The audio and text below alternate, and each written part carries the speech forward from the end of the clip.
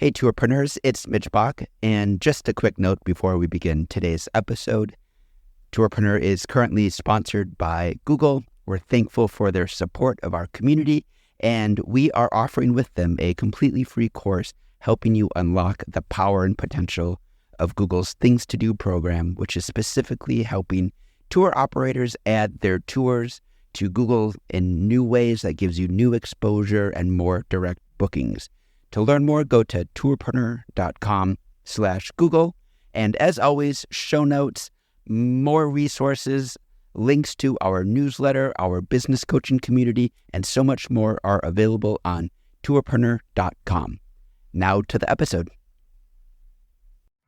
You're listening to Arival Audio recorded live at Arival Bangkok 2019 and distributed here by Tourpreneur. Traveler wants and expectations are changing faster than ever. This session, presented by Arival CEO Douglas Quinby, features exclusive research from Arival and its partners and explores trends across Asian, US, and European travelers visiting Asia and examines what experiences they want, how they plan and book, and what operators need to know to win them over. Tour and activity and attraction operators have a really big challenge because the marketplace that you are operating in is so diverse, it's so complex. This has been one of the themes we've had in a few sessions over the past day and a half, right? The ambitions, the interests, the desires, the expectations, the behaviors of travelers from New Zealand to Japan and South Korea and South Asia and Southeast Asia, so incredibly different and diverse. And then you have all of these inbound travelers from the United States, from Europe, all behaving in very different ways. Then on top of this, we have this rising generation of younger millennials and the rising Gen Z, and how they are interacting with our products, how we have to engage with them is completely different. So I'm going to spend the next 10 minutes or so talking in particular about that younger traveler and what is happening there and some of the themes that we should be thinking about. So for this research, we partnered with the WISE Travel Confederation. So if you're not familiar with WISE, they are the leading association serving the youth travel market. They do this enormous study looking at more than 50,000 youth travelers around the world. We worked with them to look at their data specifically on the tour activity and attraction segment, and also to isolate all of those travelers who are traveling either within Asia, so Asian intra-Asian travel, or international US, European travelers coming into Asia. We're going to have a look at a bit of how they behave and what are some of the interesting differences there. So first, who is the in-destination traveler, right? Does everyone do a tour or an activity or an attraction? Is this pretty universal across all of these different kind of source markets? Or is this a very special, traveler? Are they different? So this is a special traveler, but not necessarily a subset, because what we see very clearly in all of our research is that pretty much everyone, every traveler, when they are taking a leisure trip, they are doing something. They are spending money on some tour, some activity, some attraction, or some type of event or experience. So here, there's a lot going on this slide, so I'm just going to take a minute. So this represents all travelers, either traveling within Asia or traveling to Asia. So the different columns, that represents the source market or source region of the traveler. So we have Asian travelers traveling within Asia, Europeans traveling to Asia, North Americans traveling to Asia, or Oceania, Australia, New Zealand.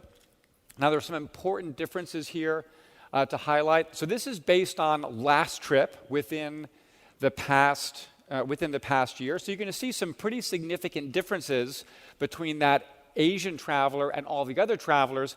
But keep in mind, the Asian travelers, they are taking more shorter trips, so the average trip duration is much less. That inbound traveler from North America or Europe, or as well from Australia, New Zealand, tends to be longer trips, so they're going to just do more activities. So don't take away from this, Asian travelers do less stuff. In fact, other research that we've seen indicates that they actually do more. But this is just trip-based and on the region. Now, something else here that I also want to highlight is this is based on a single trip. And let's just look at that Asian traveler, so that blue bar there.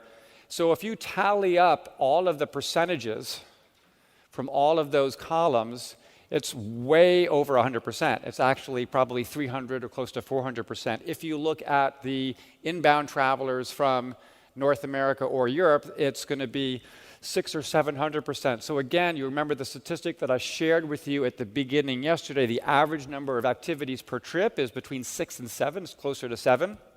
So, and this is a very clear indicator of the extent to which travelers are engaging in all of these activities. Now, so what? Like that's great. They do a lot of stuff, but what does that mean for the operator? So I think there's one very fundamental takeaway from this, which is, typically in our destinations, in our markets, if there's a tour operator down the street, or if I'm an attraction or a museum and there's another activity down the street, they're my competition.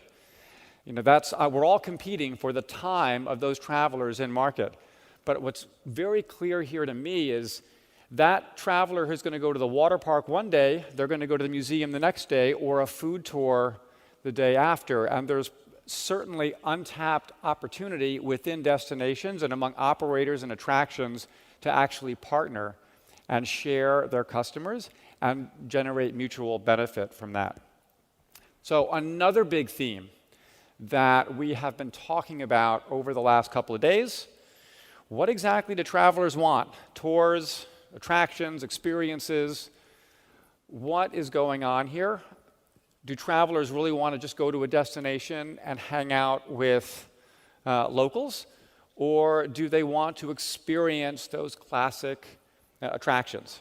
So this is one of the things that we looked at in this study very closely. We want to get a sense of, okay, how important are those classic attractions, visiting those icons, or connecting with locals and having local experiences? So we asked all of these younger travelers, and what do we see? Not really huge differences. It's a little bit more pronounced, interestingly, among kind of European and North American travelers, a little bit. But what we really see here is that while the classic attractions, they're a bit more popular, really, there are a lot of travelers who want to do both. So the fundamental takeaway from here is there is lots of demand for both. This is not an either or. This is not doing a classic tour versus touring with a local. It's quite possible that those travelers are going to do the very same things on the same trip. So what should operators do? How do we think about this, and how do we serve, especially if you are more of a classic tour provider or an attraction? How do you tap into this? And we heard a little bit from different operators over the last couple of days, such as Susan from Merlin Entertainments. So how can we kind of distill all of this into some general principles? So what we talk about, or the way I think of it is, especially if you're a classic operator or attraction, try to offer something insidery. So what does that mean? So there's three ways of thinking about this. So the first is kind of special access. So like a backstage pass. In other words, travelers don't just necessarily today want to see the thing and experience it, but maybe they want to see how it's done, right? So it's not just going to an amazing restaurant or to someone's home and having a fantastic meal, but actually learning how they cook the food, learning the ingredients, going to the stores and how they collect it and how they choose one ingredient over another.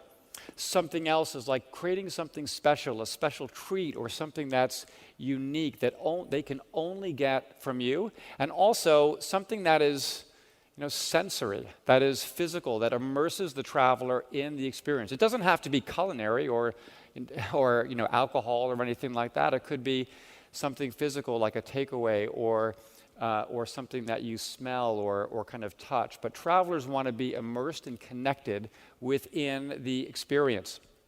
And the last piece, let me try. So I don't know how many football fans are there in the audience, right? Probably a few. How many of you, you're at a football match and there's a penalty kick coming up, right? Who wouldn't just like to have one go at that? Or maybe to be the goalie, right? So I'm from the US. I think of it as like, baseball, right? Who wouldn't want to just be down and have one shot, at bat? So travelers increasingly don't just want to be observers and be told about what's going on. They want to be immersed. They want to have, a shot at cooking the thing, at doing the thing. We heard from Fritz yesterday about his experience in Buenos Aires doing the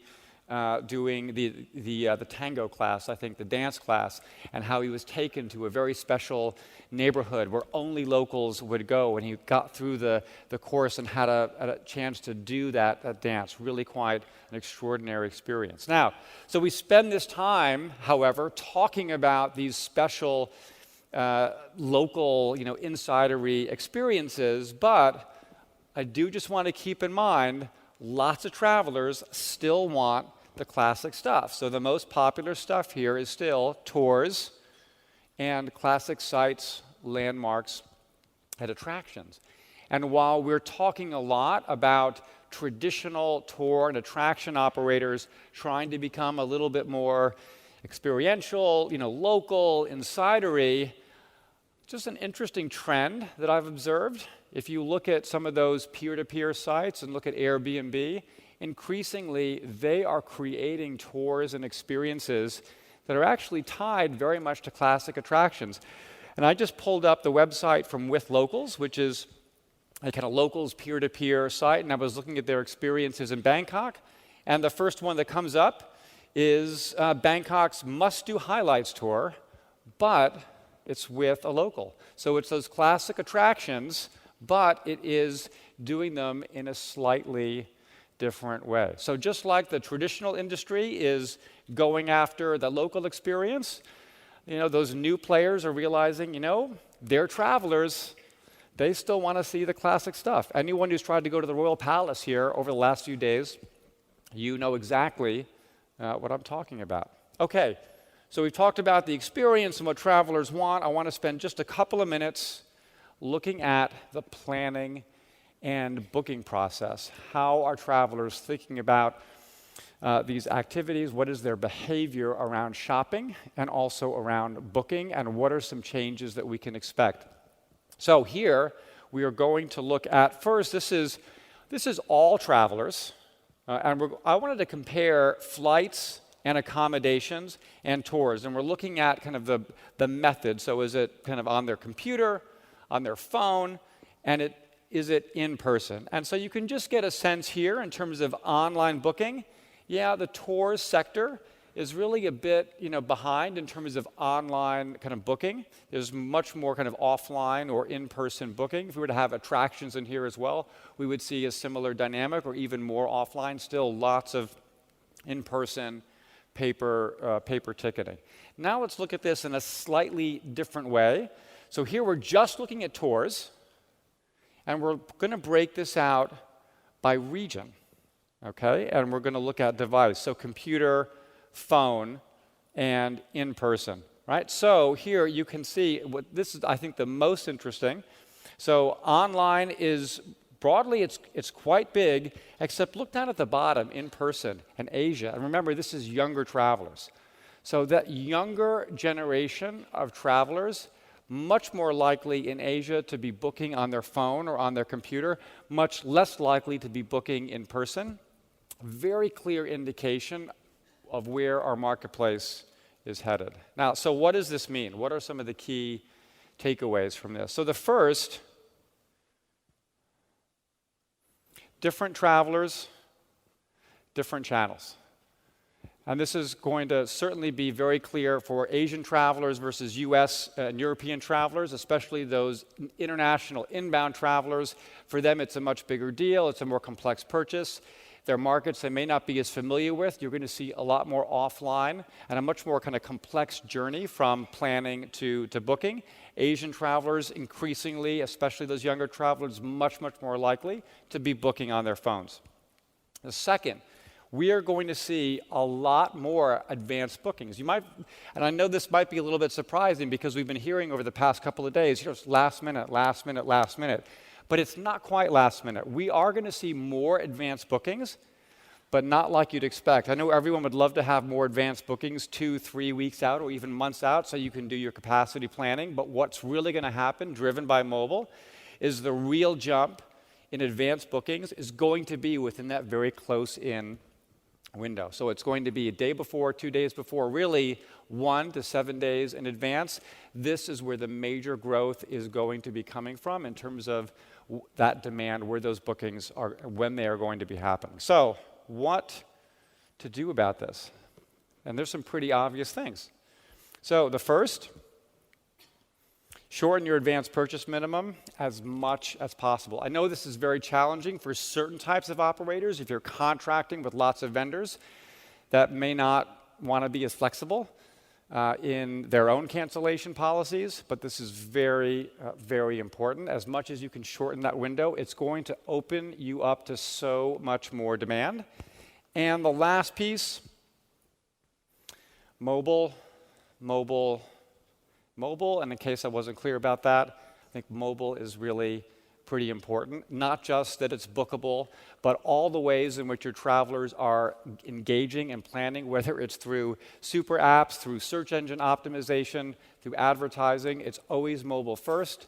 Even now when we talk about startups and they're going to pitch to investors about the new product that they're developing, the new app that they're building, they are always pitching on mobile first. When we go to other travel conferences and there are startup competitions, if a startup gets up on stage and they start presenting from a desktop solution, they're going to automatically be flagged and kicked off the stage. Everything is mobile first. So this is just some highlights of the research that we do at Arival. There's lots more at Arival.travel. A lot of this is available all for free, so you can visit and have access to quite a bit. Thank you very much. We hope you enjoyed this session from Arival, the only event dedicated to creators and sellers of tours, activities, and attractions. Head to arivalevent.com to register for upcoming conferences around the globe. And for insights into the in-destination industry, head to arival.travel.